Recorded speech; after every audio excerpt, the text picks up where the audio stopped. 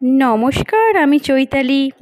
আর আপনারা শুনছেন আলোর গল্পের আসর।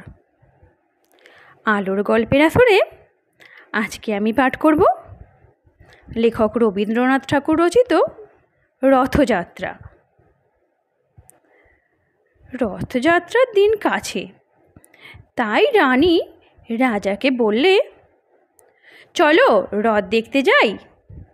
রাজা বললে, আচ্ছা। ঘোড়াশাল থেকে ঘোড়া বেরোলো, হাতিশাল থেকে হাতি, ময়ূরপঙ্খী যায় সাড়ে সাড়ে, আর বল্লম হাতে সাড়ে সাড়ে সিপাই শাস্ত্রী দাস দাসী দলে দলে পিছে পিছে চলল। কেবল বাকি রইল একজন, রাজবাড়ির ঝাঁটার কাঠি কুড়িয়ে আনা তার কাজ।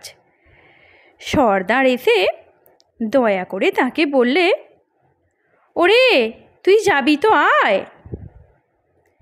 সে হাত জোর করে বললে, আমার যাওয়া ঘটবে না। রাজার কানে কথা উঠল, সবাই সঙ্গে যায়, কেবল সেই দুঃখীটা যায় না। রাজা দয়া করে মন্ত্রীকে বললে, ওকেও ডেকে নিও। রাস্তার ধারে তার বাড়ি। হাতি যখন সেইখানে পৌঁছল, মন্ত্রী তাকে ডেকে বললে, ওরে দুঃখী, ঠাকুর দেখবি চল। সে হাত জোর করে বলল, কত চলবো, ঠাকুরের দুয়ার পর্যন্ত পৌঁছই এমন সাধ্য কি আমার আছে? মন্ত্রী বললে, ভয় কিরে তোর, রাজার সঙ্গে চলবি? সে বললে, সর্বনাশ, রাজার পথ কি আমার পথ?